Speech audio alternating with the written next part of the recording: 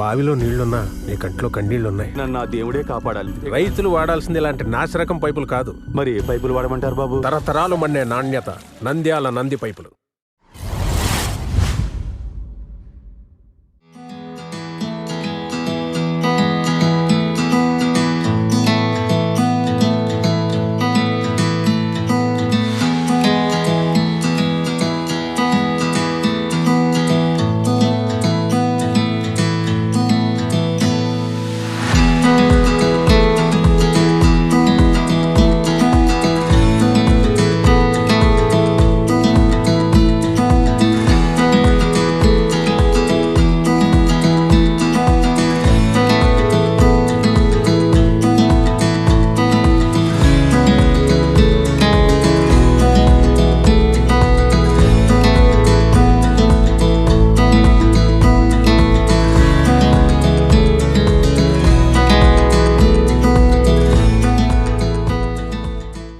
SP గారు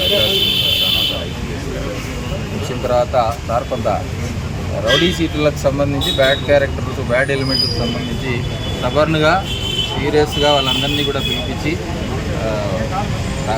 SI లెవెల్లో, CI లెవెల్లో, ఎస్హెచ్ఓస్ లెవెల్లో, కానిస్టేబుల్ లెవెల్లో ఎవరి లెవెల్లో వాళ్ళను మాట్లాడుతూ కౌన్సిలింగ్ ఇవ్వడమే కాకుండా కొంత ఇంపార్టెంట్ వాళ్ళని అందరినీ కూడా ఎవరైనా హ్యాంపర్ చేస్తారు, కొంచెం ఇబ్బంది పెడతారు జనాలకు అనేటువంటి వాళ్ళకి డిఎస్పీలు మీరు కూడా పర్సనల్గా కౌన్సిలింగ్ ఇవ్వని చెప్పినప్పుడు దానికి అనుగుణంగా ఈరోజు అందరినీ కూడా పిలిపించి మొత్తం సబ్ డివిజన్ లెవెల్లో ఉన్నటువంటి వాళ్ళందరినీ కూడా పిలిపించి ముఖ్యంగా టౌన్ వాళ్ళందరినీ కూడా పిలిపించి ఒక్కసారి కౌన్సిలింగ్ ఇచ్చి ఆఫీసర్ గారి మెసేజ్ని ఖచ్చితంగా వాళ్ళకి తెలియపరచాలని ఉద్దేశంతో మీ ద్వారా ప్రింట్ కానీ ఎలక్ట్రానిక్ మీడియా వాళ్ళ ద్వారా తెలియపరిచేది ఏంటంటే ఎవరు వాళ్ళు ప్రశాంతంగా వాళ్ళ జీవితాన్ని వాళ్ళు ఏ వృత్తుల్లో ఉన్నటువంటి వాళ్ళు ఇతరులకు ఇబ్బంది పెట్టకుండా వాళ్ళ బ్రతుకు వాళ్ళు బతికితే వాళ్ళని ఎప్పుడు ఇబ్బంది పెట్టాం. కానీ అది కాకుండా ఏదో రౌడీ చేష్టలు చేస్తాం, ఇబ్బంది పెడతాం, న్యూసెన్స్ చేస్తాం, ఇబ్బంది పెడతామని ఇవి అన్నెసరీ యాక్టివిటీస్ చేస్తే వాళ్ళని చట్ట పరిధిలోకి ఎలా తీసుకొచ్చి ఇబ్బంది పెట్టాలో పోలీసులు తెలుసు.